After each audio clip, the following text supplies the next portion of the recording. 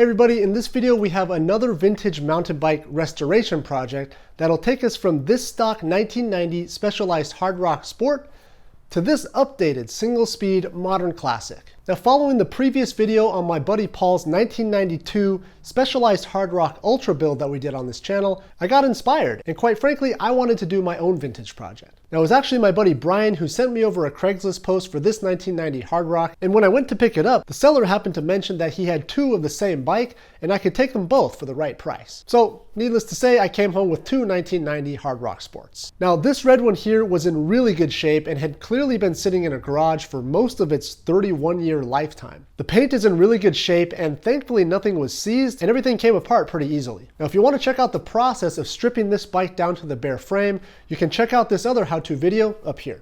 Now, I waffled on the style of this build for quite some time, but I ultimately settled on simplicity, speccing out parts for a semi-budget single-speed cruiser with maybe some off-road capabilities. Now, I tried to save money where I could, but the headset was shot and the wheels and the cockpit area really needed some updating. I did a full overhaul on the old style cup and cone bottom bracket, and I'm planning to put together a video on how to do this, but it came out really well, and it's now just as smooth as any new cartridge style bottom bracket. Now, with the bright red gloss paint finish, I was feeling like a classic sort of silver and red scheme, but the cranks were pretty dull after years of exposure. Now, there were a few fairly deep scratches, but I wasn't willing to go full restoration on them, starting with the heavy grit sandpaper, so I thought I would see what I could get away with by just using a polishing compound and nothing else. Now, I have to say I'm pretty pleased with the result, as I didn't actually want a mirror finish on them anyways. Now, after removing the 3 stock chain rings, I put on a new 42-tooth classic silver chain ring from the company Stronglight,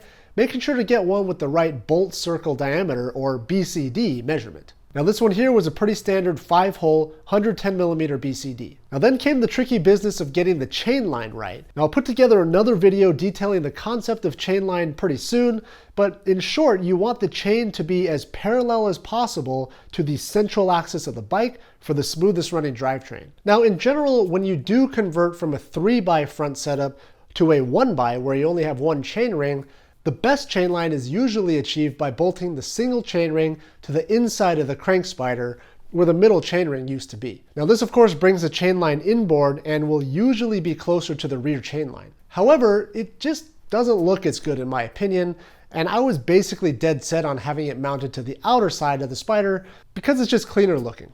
Now, what this meant was that the rear chain line would have to be pushed out pretty far. I think it was something like 50mm or maybe a bit more. Now, I could have purchased a newer crankset specific for a 1x setup, which would be designed around a 40 to 42mm chain line. But again, I was trying to save some money where I could, and this was one place where I could get away with using the stock crankset and still get a good chain line. So using the stock cranks, I had a couple of options. Now, the stock 7-speed rear wheel used a freewheel system, and so one option was to replace the 7-speed freewheel with a single-speed BMX type freewheel mounted onto the stock wheel, swap some axle spacers from the drive side to the non-drive side, and then redish the wheel to be centered within the frame. Now, I was almost ready to do this because it would have been a lot cheaper, except for the fact that the wheels really weren't in great shape to begin with. Both the hubs rolled pretty rough, and all the spokes were pretty rusted out, and well, I could have spent some time de-rusting or maybe even just relacing the entire wheel. I basically had to make a judgment call, and I ultimately went with a new set of fairly inexpensive wheels from Tokyo Bike. Now, these wheels were $160 for the pair. They're alloy, they're double-walled, they come with a cassette hub and a bolt-on axle, which basically checked all the boxes for me. Now, of course, cheaper wheels are available, but nothing really appropriate for this build. And of course, more expensive wheels would have been higher quality and probably more durable. But again, I was trying to work within a budget. Now, the cassette-free hub on the new wheels actually allowed me to fine-tune the chain line by way of stacking spacers to place the single cog precisely where I needed to for a perfect chain line. Yes, it is out pretty far from the center of the hub, but not nearly as far as the smallest cog on a multi-speed cassette.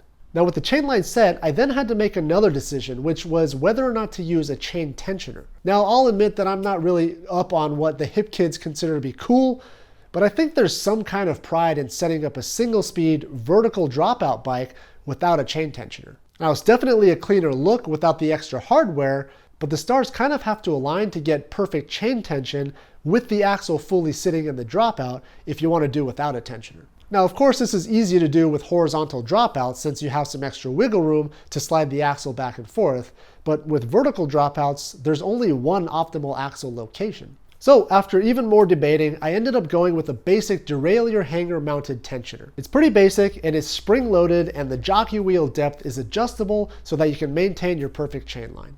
Now, all in all, I think it was the right call for this build, and now I have some flexibility to mess around with different size cogs if I need to adjust the gear ratio.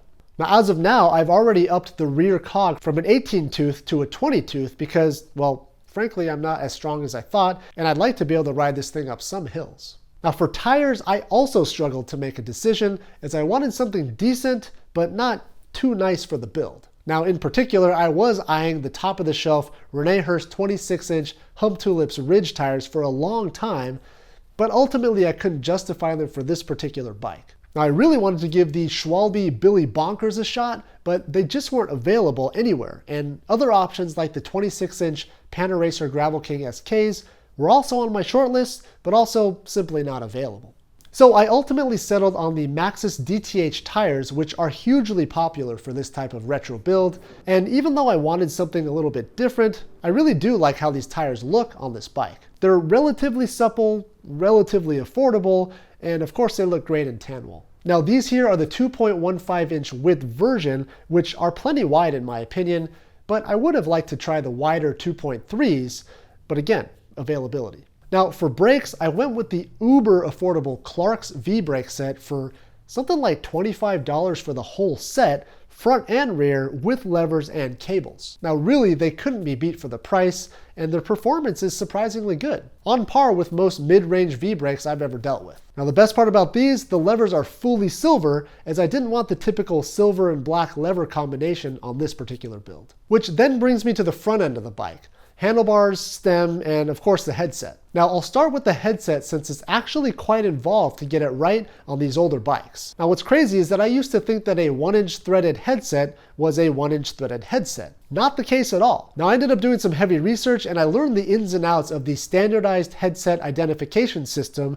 or SHIS. And only through this process was I able to source the proper replacement headset for this bike. Now I'm also planning on putting together a video on this topic as well, mostly because I want a video with the title containing the phrase, "Know your shiz." But in short, you basically need to measure every inner and outer diameter and a couple of height measurements as well. Now the replacement headset for this Specialized, to my surprise, was actually JIS, or Japanese International Standard, as opposed to the ISO standard, and it required a fairly low stack height as well. Now getting the headset spec right allowed me to use basic homemade tools to do the install, which included a simple bearing press and a PVC crown race setter. Now with the fresh headset installed, the emphasis then turned to deciding what the stem and handlebar combo should look like. Now initially I was dead set on using a quill stem adapter so I could use this Velo Orange threadless stem, and of course the awesome Coyote or Kyote bars in classic silver finish from Ritchie. Now I love the way this setup looks on this bike, but ultimately I needed something a little bit taller as these older frames had a much smaller stack figures than modern bikes. So after fighting with myself for quite some time, I ultimately decided to go with a threaded riser stem and a riser handlebar for a more comfortable ride. Now this is a story in and of itself, but I eventually settled on the Fairdale MX bars, which come in this chrome finish, which I didn't particularly like. So I created a polished silver look and texture by sanding down the mirror finish with a bit of 600 grit and 1000 grit sandpaper. Now there's certainly no Doom bars, which would have been awesome for this build, but these ones are also a fraction of the price. Now the width on these bars at 28 inches or roughly 710 millimeters is just a smidge narrow than I would have liked, but again, finding a nice bar with the right dimensions at the right price has actually proven to be a real challenge. Now practically speaking, I would prefer roughly a 740 or 750 millimeter bar for this build, but the Fairdale comes pretty close. Now to give the bike some utility, I'm trying out the super affordable $18 Sunlight Gold Tech front rack from Amazon, and to my surprise, it's actually really functional and the quality is good. I really like the look of a brake post mounted rack, especially since this fork has no mounts mid-leg, and I didn't want to resort to using hose clamps, not that there's anything wrong with it. And then to top it off, our friends over at Outershell sent over this 137 basket bag for review, and while the bag is intended to sit inside of a walled basket, it actually sits just fine on the rack itself with some thoughtful routing of the straps underneath. Now with the heavy load, a basket would definitely add extra support and stability, but for lighter loads, this has been working out just fine. Now I've got a full review on this basket bag in the works, but in short, it's awesome, as with all of Outershell's products. Super functional and stylish with a lifetime warranty to boot. Now the seat post was in pretty bad shape, but thankfully slid out just fine. Some sanding and polishing really brought it back to life, and I even had to sand it back down a little bit because, again, I'm not a huge fan of too much chrome-like mirror finishes. Now the saddle here is the touring saddle from Velo Orange, and the pedals are basic RMX platform pedals from the company MKS. Now the grips actually took some experimenting because, in my very neurotic opinion, they needed to match the saddle for everything to come together. Now after trying a couple of different sets of grips out, I found these grips from Public Bikes to be a nearly perfect match, even texture-wise, to the saddle, and everything was in harmony. Now to top it all off, our friends over at Velo Canteen sent over their signature product, the double-walled, insulated 13.5 ounce canteen in classic silver, which fits securely into a standard water bottle cage and adds functional flair to any classic bike build with the stainless steel construction and a stylish stainless lid. Now a standalone video showcasing this product is also in the works, but it goes without saying that it complements this bike build perfectly. Lastly, a well-placed sticker provides some subtle flair and is a nod to the bike's intended purpose, which is to cruise around and just have fun. No Garmin's or power meters allowed on this bike. Well, I hope you've enjoyed this build video on yet another 90s retro mountain bike. I certainly enjoyed the process, and while I'm not known for doing retro mods in particular, I try and keep things fun and different, and as long as it's pedal powered and got 2 wheels, it's fair game for this channel. Thanks again for watching, and thanks again for subscribing to the channel if you haven't already, and I'll see you next time.